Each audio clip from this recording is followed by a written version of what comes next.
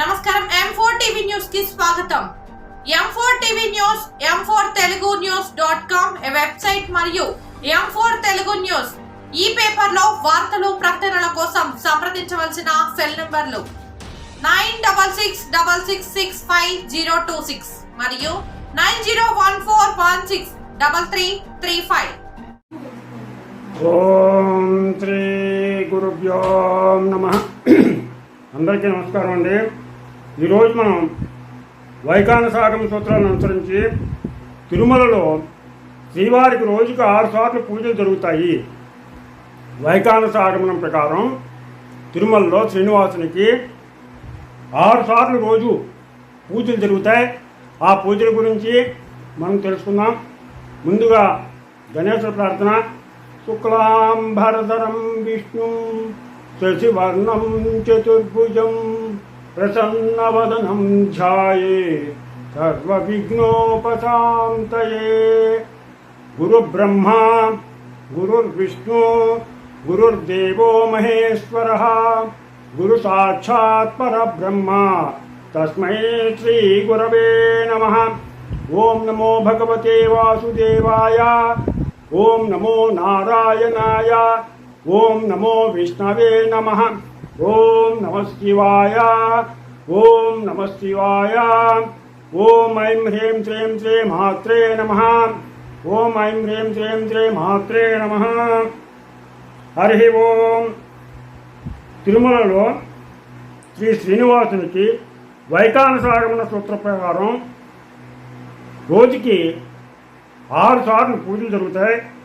అవి ఏంటంటే ప్రత్యూష, ప్రభాత, మధ్యాహ్న, అపరాహ్న, సాయంకాల, రాత్రి పూజలు. ఇవి 6 రకాలు. మళ్ళీ ఇంకోసారి చెప్తున్నాను. ప్రత్యూష, ప్రభాత, మధ్యాహ్న, అపరాహ్న, సాయంకాల, రాత్రి పూజలు. తెల్లవారుజామున జరిగేటువంటి సుప్రభాత సేవ ప్రత్యూష పూజకి నాంది. అంటే తెల్లవారగట్లే ముందు సుప్రభాత సేవ చేస్తారు. ఈ సుప్రభాతం నిత్యం స్వామివారికి చెప్పించేటువంటి ప్రప్రథమ సేవ ఈ సుప్రభాతం. ఇది 3 గంటలకి సుప్రభాత సేవ మొదలవుతుంది. అంతకు ముందే ఈ 3 గంటలకు ముందే ఆలయ అర్చకులు, జియంగారులు, ఏకాంగులు ఈ శ్రీనివాసుడు అనుగ్రహం పొందిన యాదవ వంశీయుడు అంటే సన్నిధి గొల్ల, ఈ సన్నిధి గొల్ల దేవాలయం వద్దకు వస్తారు. నగారా మండపంలో గంట మోగుతుంది. సరిగ్గా గంట అప్పుడే మోగుతుంది. ఆ మోగిన తర్వాత మహాద్వారం గుండా సన్నిధి గొల్ల ముందు వెళ్తుండగా అర్చకులు ఆలయంలోకి ప్రవేశిస్తారు. కుంచికొలను, తాళం చెవులను ఆ ధ్వజస్తంభం దగ్గర ఉన్నటువంటి క్షేత్రపాలక శిలకు తాకించి ఆలయ ద్వారాలు తెరిచేందుకు క్షేత్రపాలకుడు అనుమతి తీసుకుంటారు. ముందుగా ఈ సుప్రభాతం చదివేటువంటి అధ్యాపకులు తాళపాక అన్నమాచార్యుల వారి వంశీకుడైనటువంటి తంబూరా పట్టుకుని మేలుకొలు పాడేందుకు సిద్ధంగా ఉంటారు. ఈ బంగారు వాకిలి తలుపులు తెరిచిన సన్నిధి గొల్ల దివిటీతోటి ముందుగా లోపలికి వెళ్తాడు. వెంటనే అర్చకులు కౌసల్య సుప్రజారామ పూర్వా సంధ్యా ప్రవర్తతే అంటూ శ్రీ వెంకటేశ్వర సుప్రభాతం పఠిస్తారు. ఆ తర్వాత వెంకటేశ్వర స్వామి స్తోత్రం, ప్రపత్తి, మంగళశాసనం ఆలపిస్తారు. ఇదే సమయంలో ఈ తాళపాక వంశీయుడైనటువంటి తంబూరా మీదుతూ గర్భాలయంలో కొలువైనటువంటి శ్రీవారిని మేలుకొల్పుతుంటాడు. అర్చక స్వాములు అంతర్ద్వారం తలుపులు తెరిచి గర్భగుడిలోనికి వెళ్ళి శ్రీవారి పాదాలకు ముందుగా నమస్కరించి ఆ నిద్రిస్తున్నటువంటి స్వామివారిని మేలుకొల్పుతారు. పరిచారకులు స్వామివారి ముందు తెరను వేస్తారు.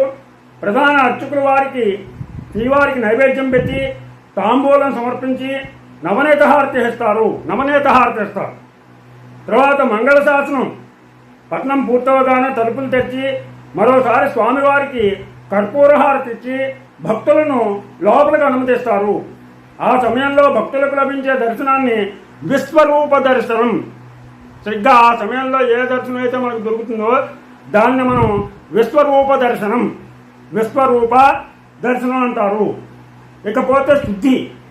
ఆలయంలో శుద్ధి ఏ విధంగా చేస్తారంటే ఈ సుప్రభాత సేవ అనంతరం తెల్లవారుజామున 3:30 నుంచి 3 గంటల 45 నిమిషాల దాకా అంటే 45 నిమిషాలు ఆలయ శుద్ధి జరుగుతుంది. ఈ శుద్ధిలో భాగంగా గత రాత్రి జరిగినటువంటి అలంకరణలో పూలమాలలో వీటన్నిటినీ కూడా తొలగించి వాటిని సంపంగి ప్రదక్షిణలో ఉండేటువంటి పూల బావిలో వేస్తారు. తీసేసినటువంటి మాలిన్యాన్ని ఆ బావిలో వేస్తారు. స్వామివారికి సమర్పించిన పువ్వులను ఆ తర్వాత ఎవ్వరూ ఉపయోగించకుండా ఉండేందుకే ఇలా చేస్తారు. దీనిని నిర్మాల్య శోధన అంటారు. ఇలా పడవేయటాన్ని బావిలో వేయడాన్ని నిర్మాల్య శోధన అంటారు. ఆ తర్వాత అర్చన. ఈ అర్చన ఏ విధంగా ఉంటుందంటే శ్రీవారికి ప్రతిరోజు తెల్లవారుజామున జరిగేటువంటి ఆరాధనకి దీనికోసం జియ్యంగారు యమునత్తరై అంటే పూలగది నుంచి పుష్పమాలలు తులసిమాలలతో ఉన్న వెతురుగంపను తన తల మీద పెట్టుకుని శ్రీవారి సన్నిధికి తెస్తారు. అర్చనకు ముందు పురుష సూక్తం పఠిస్తూ భోగ శ్రీనివాసమూర్తికి ఆవు పాలు, చందనం, పసుపు నీళ్లు, గంధపు నీటితో అర్చకులు అభిషేకం చేస్తారు. ఆ తర్వాత చివరిగా పుష్పాంజలి చేస్తారు. అనంతరం భోగమూర్తి విగ్రహాన్ని తిరిగి దేవస్థానానికి చేరుస్తారు. ప్రోక్షణ చేసి మూల విగ్రహానికి భోగమూర్తికి స్వర్ణ సూత్రాన్ని కలుపుతారు. ఈ సూత్రం ద్వారానే ధ్రువబేరం నుంచి భోగ శ్రీనివాసుడి విగ్రహానికి శక్తి ప్రసరిస్తుందని మన భక్తుల నమ్మిక. ఆ తర్వాత మూల విగ్రహానికి పుష్పన్యాసం చేసి అలంకారాసనం సమర్పిస్తారు. అనంతరం నామధారణ కర్పూరంతో శ్రీవారి నుదుటి మీద ఊర్ధ్వపుండ చిహ్నాన్ని అలంకరిస్తారు. దీన్ని తీర్చిదిద్దుతారు. ఈ తీర్చిదిద్దిన తర్వాత యజ్ఞోపేతాన్ని అలంకరిస్తారు. యజ్ఞోపేతాన్ని అలంకరించిన తర్వాత ఈ శ్రీవారి పాదాలను సువర్ణ పాదాలని తిరువడి స్నానపీఠంలో ఉంచి అభిషేకం చేస్తారు. పాదాలని పల్లెల్లో ఉంచి అభిషేకం చేస్తారు. దాని తర్వాత జరిగేటువంటి తోమాల సేవ. ఈ తోమాల సేవ తమిళంలో తోర్తమాలై అంటే దారంతో కట్టిన పూలమాల అని అర్థం. బహుశా ఈ మాటే కాలక్రమేణా మార్పులలోనే తోమాల సేవ అయ్యి ఉండవచ్చు. దీన్నే భగవతీ ఆరాధన అని కూడా అంటారు. ఈ సేవలో భాగంగా స్వామివారిని పూలమాలలతో అలంకరిస్తారు. వారంలో 6 రోజులు శుద్ధి అనంతరం ఈ సేవ వారంలో 6 రోజులు జరిపిస్తారు. శుక్రవారం నాడు మాత్రం అభిషేకం జరిపించిన తర్వాత తోమాల సేవ చేస్తారు. ఇకపోతే కొలువు. ఈ తోమాల సేవ తర్వాత 15 నిమిషాల పాటు తిరుమామణి మండపంలో కొలువు శ్రీనివాసమూర్తి ఆధ్వర్యంలో దర్బారు జరుగుతుంది. బలివేరానికి రాజోచిత మర్యాదలు జరిపి ఆనాటి గ్రహ సంచార క్రమాన్ని ఆ రోజు జరిపించబోయే ఉత్సవ విశేషాల గురించి అక్కడ ముందుగా వివరిస్తారు. అక్కడ వివరించిన తర్వాత ముందు రోజు నుండి హుండీ ఆదాయం వివరాలను ఏ నోట్లు ఎన్ని వచ్చాయి నాణాలతో సహా మొత్తం విలువ తెలియజేస్తారు. ఆ స్వామికి తెలియజేస్తారు ఇదంతా కూడా. అనంతరం నువ్వులు, బెల్లం కలిపి దంచినటువంటి పిండిని నైవేద్యంగా సమర్పిస్తారు.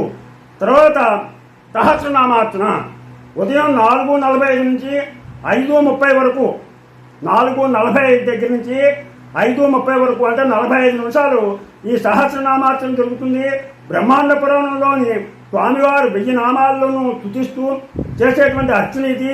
ఈ అర్చన పూర్తయ్యాక శ్రీవారి పాదాల మీద ఉన్నటువంటి పువ్వుల్ని తులసీ దళాలతో శ్రీవారి దేవేరులకి పూజ చేస్తారు.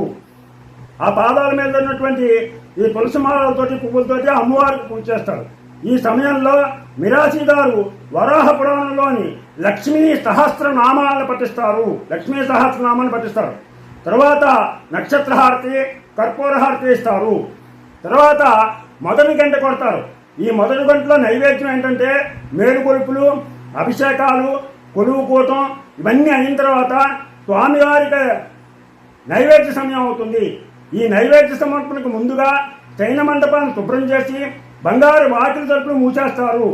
తిరుమామణి మండపంలోని గంటలు మోగిస్తారు. అర్చకులు మాత్రం లోపల ఉండి స్వామివారికి పులిహార, పొంగలి, దద్దోజనం, చక్కెర పొంగలి, అన్నప్రసాదాలు, లడ్లు, వడలు, అప్పాలు, దోశలు, పోలీలు, పిండి వంటలు. సో కులశేఖరుడి 10 కావలకి యువతలు ఉంచి ఆయనకి సమర్పిస్తారు. ఈ ప్రసాదాలన్నీ కూడా నైవేద్యం పెడతారు. దీని తర్వాత అష్టోత్తర నామార్చన చేస్తారు. ఈ అర్చనతో మధ్యాహ్నం పూజలు ప్రారంభమవుతాయి. వరాహ పురాణంలో ఉన్న శ్రీవారి 108 నామాలను పఠిస్తారు. అష్టోత్తర శతనామాలు పూర్తి కాగానే శ్రీదేవి భూదేవి మూర్తులకు లక్ష్మీనామార్చన జరుపుతారు. తర్వాత 2వ గంట నైవేద్యం. ఈ 2వ గంట నైవేద్యంలో అష్టోత్తర శతనామార్చన అనంతరం ఆలయంలో 2వ గంట మోగుతుంది. కోటి నుండి తెచ్చినటువంటి అన్నప్రసాదాలు పిండి వంటలు స్వామివారికి నైవేద్యంగా నివేదన చేస్తారు. నివేదన తర్వాత తాంబూలం కర్పూరహారతి ఇస్తారు. అలాగే రాత్రి కైంకర్యాలు ఏంటంటే ఉదయం జరిగే తోమాల సేవ వంటిదే రాత్రిపూట కూడా జరుగుతుంది. అనంతరం హారతి, స్వామివారికి అష్టోత్తర శతనామార్చన, శ్రీదేవి భూదేవి మూర్తులకు లక్ష్మీనామార్చన చేసి నైవేద్య సమర్పణ చేస్తారు. ఈ సమయంలో 3వ గంట మోగుతుంది. దీని తర్వాత మళ్ళీ సర్వదర్శనం మొదలవుతుంది. ఇకపోతే ఏకాంత సేవ. ఈ ఏకాంత సేవ రాత్రి 1:30 సమయంలో జరిగే పవలింపు సేవనే ఏకాంత సేవ అంటారు. రాత్రి 1:30 సమయం ముఖమంటపంలో 2 వెండి గెలుసులతో కట్టినటువంటి ఊయల్లో భోగ శ్రీనివాసమూర్తిని శయనింపజేసి పాలు పళ్ళు బాదం పప్పులు నైవేద్యంగా పెడతారు. రాత్రిపూట స్వామివారిని పూజించేందుకు వచ్చే బ్రహ్మదేవుని కోసం తగినంత నీటిని వెండి గిన్నెల్లో ఉంచుతారు. 7 కొండల వారిని నిద్రపుచ్చేందుకు అన్నమయ్య కీర్తనలు ఆలపిస్తారు. దీన్ని తాళపాక వారి లాలి అంటారు. ఏకాంత సేవ ఏడాదిలో 11 నెలల పాటు భోగ శ్రీనివాసుడికి జరిగితే ధనుర్మాసంలో మాత్రం శ్రీకృష్ణుడికి జరుగుతుంది. దీంతో ఆ రోజుకి నిత్య పూజలన్నీ జరిగినట్లే. ఇకపోతే గుడి మూసే ప్రక్రియ. రాత్రి 2 గంటలకు గుడి మూసే ప్రక్రియ మొదలవుతుంది. ముందుగా 3వ ద్వారాన్ని, ఆ తర్వాత బంగారు వాకిల్ని మూసేసి లోపల గడియలు బిగిస్తారు. అధికారులు బయట వైపు తాళాలు వేసి వాటిపై నీళ్లు చల్లుతారు. ప్రత్యేక సేవలు ఏంటంటే రోజువారీ అర్చనలు, ధూపదీప నైవేద్యాలు కాకుండా సోమ, మంగళ, బుధ, గురు, శుక్రవారాల్లో తిరుమల వాసులకి ప్రత్యేక పూజలు జరుగుతాయి. అవి సోమవారం విశేష పూజ, మంగళవారం అష్టదళ పాద పద్మారాధన, గురువారం తడలింపు, పోలంగి సేవ, తిరుప్పావడ సేవ, శుక్రవారం అభిషేకం చేస్తారు. స్వామికి రోజు కళ్యాణోత్సవం చేస్తారు. నిత్య కళ్యాణం, దూలోత్సవం, సహస్ర దీపాలంకరణ, అలంకరణ, ఆర్జిత సేవ, బ్రహ్మోత్సవాలు ఇవన్నీ ఉత్సవమూర్తులకు జరిగేవి. ఇకపోతే సడలింపులు ఏంటంటే గురువారం ప్రాతకాల పూజలు చేశాక తలుపులు వేసి స్వామివారి ఆభరణాలను తీసేస్తారు. కర్పూర నామాన్ని తగ్గిస్తారు, కొంచెం తగ్గిస్తారు. దీంతో శ్రీనివాసుడి కనులు భక్తులకు మనకి గురువారం నాడు లభిస్తాయి. అనంతరం శ్రీవారికి 24 మూరలు ఉండేటువంటి పట్టుపంచి దోవతి, 12 మూరలు ఉండేటువంటి ఉత్తరయ్యాన్ని కడతారు. సువర్ణ పాదాలు, హస్తాలు, శంఖ చక్రాలు, కర్ణాభరణాలు, స్వర్ణ సాలగ్రామ హారాలు సమర్పించి తలుపులు తెరుస్తారు. దీన్నే సడలింపు అంటారు. ఇకపోతే పోలంగి సేవ. ఆపాదమస్తకం స్వామివారి పుష్పమాలాలంకృతిని చేయడమే పోలంగి సేవ. తనువెల్లా పూలమాలలతో అలంకరించిన శ్రీవారి దివ్య మనోహర విగ్రహం భక్తులకు కనువిందు చేస్తుంది. తరువాత తిరుప్పావడ సేవ. భారీ సంభారాలతో స్వామివారికి జరిపే అన్నకూటోత్సవాన్ని తిరుప్పావడ సేవ అంటారు. ప్రతి గురువారం నైవేద్య సమయంలో తిరుప్పావడ జరుగుతుంది.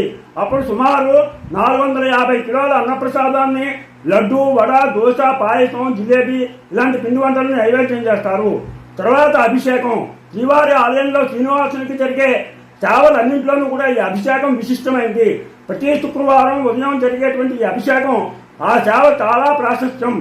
ఏమిటంటే అభిషేక సమయంలో నిత్య కళ్యాణ శోభితులైన స్వామివారి నిజ రూప దర్శన భాగ్యం, నిజ రూపం భక్తులకు లభిస్తుంది. గురువారం రాత్రి పోలంగి సేవ తర్వాత దర్శనంలోనూ, శుక్రవారం ఉదయం అభిషేక సమయంలోనూ, అభిషేకానంతర దర్శన కాలంలోనూ తప్ప మిగతా అన్ని రోజులు స్వామి వెడల్పాటి తెల్లని కర్పూర నామంతో దర్శనమిస్తాడు.